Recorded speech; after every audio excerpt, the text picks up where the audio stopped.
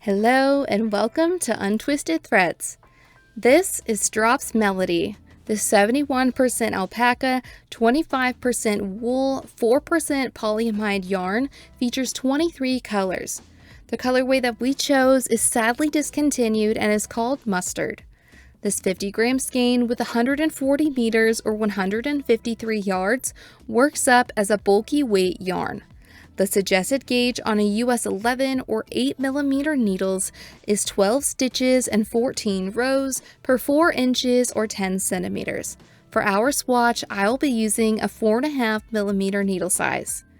In today's video, we're going to review and score Drops Melody using our 5 categories, which are availability, softness, traction, durability, and cost, to help you decide if this is the best yarn for you and your next project.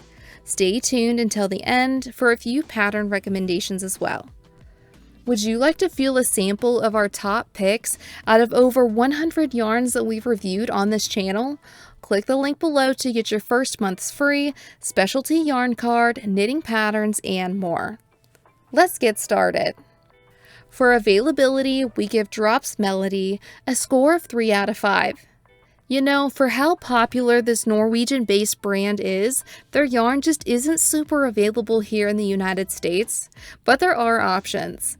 Currently, it's available at one shop in the US for a bit of a higher cost, on Amazon, and of course overseas at larger shops like Lindy Hobby and Wool Warehouse, who have $5 shipping here to the United States. For softness, we give it a score of 4.8 out of 5. This yarn reminds me of a little long-haired kitten, pure fluff. Honestly, I think it would be impossible to be in a bad mood when working with this yarn. It's so nice and soft.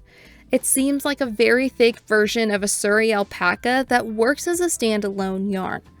For a comparison, it is softer than Drops alpaca and not quite as soft as Drops air. I'd say it's pretty comparable to Drops Sky and brushed alpaca silk.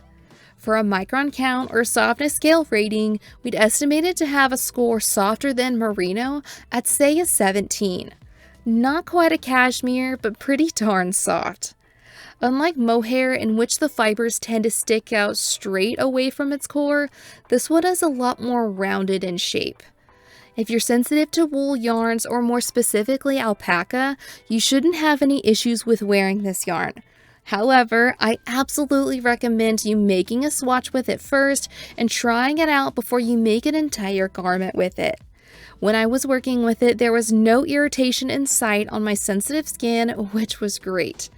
In terms of warmth, alpaca fibers are lighter and warmer than sheep's wool, but also breathable. Their fibers contain air pockets that can provide great insulation in the winter, but are also breathable, allowing it to keep you cool in the summer, making it naturally thermoregulating. As a fun fact, it can absorb up to 11% of its weight in moisture, meaning it can dry fast and insulate better than merino wool when wet. For traction, we give it a score of 3.5 out of 5. Its long fibers wanted to stick together in the skein, but it came apart fairly easily when working with it. They sort of flattened when on my needle, which made seeing my stitches easier there, but unfortunately they still got caught in the fibers a few times. And because it is so fluffy, it was noticeably more difficult to see the stitches that I made, or if I dropped a stitch. I also did use a needle size much smaller than recommended for this yarn, and honestly, if I used the 8mm, my swatch would have been too see-through even with the long fibers. For durability, we give it a score of 4.5 out of 5. Although the core is very loosely spun, wool and alpaca are both very durable fibers. Alpaca wool is resistant to abrasion and water. It also stretches out over time, which the wool and polyamide can help keep its shape. Wool is also long-lasting. I would say the fibers complement each other pretty well.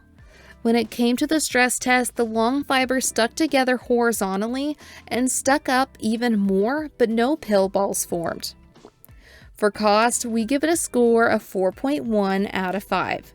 For being a 50-gram skein, you can expect to pay $5.25 US per skein. That breaks down to about 3 cents per yard, meaning a size medium sweater quantity would cost approximately $37. Overall, we give Drops Melody a score of 3.98 out of 5. If you're looking for a standalone yarn that's super fuzzy and soft, this may be the yarn for you. If I had a project in mind, I would definitely consider this one as a top contender. So we had a little look on Ravelry and wanted to share a few pattern recommendations with you, hopefully to inspire you if you're wanting to use this yarn for a project of your own. The first pattern is the Berlin Scarf by Susanne Müller. It comes in one size with finished measurements of approximately 79 inches in length without the fringes, 10.5 inches in width, and 7-inch fringes at the end. It suggests using a 6 and 7 millimeter needle size and a bulky weight yarn to meet gauge. It is worked as a tube in stockinette stitch in the round and is double layered. The fringes are also knitted and are then worked directly onto the scarf using the double knit technique. She suggests this project is ideal for beginners as it does not require many techniques. The next pattern is the Brook Cardigan by Sandnes Design. It comes in 8 sizes with finished bust measurements ranging from 44 to 60 inches and recommends positive ease. It suggests using a US 9 or 5.5 millimeter needle size and 3 strands of yarn to make up a bulky weight yarn to meet gauge. It is knitted top down in half English rib and stripes. For the yoke, you increase for the raglan and to the V-neck and finish with 1x1 rib at the bottom. The sleeves are worked in half English rib with rib at the bottom. Finally, the front edge is worked in double stitch and is knitted to the cardigan at the same time.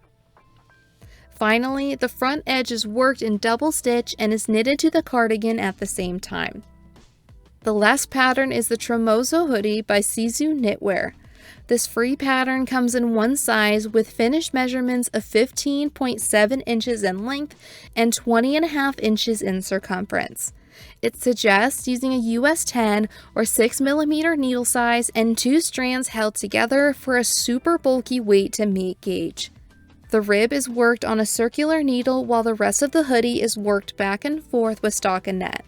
It is stitched together at the top or knitted if you know the technique and is finished with a nice I-cord edge. Have you used Drops Melody yarn before? What yarn would you like for us to do a review on next? We would love to hear your thoughts and recommendations in the comments below. And if you enjoyed today's review, please give this video a like, subscribe to our channel, and we'll see you next time.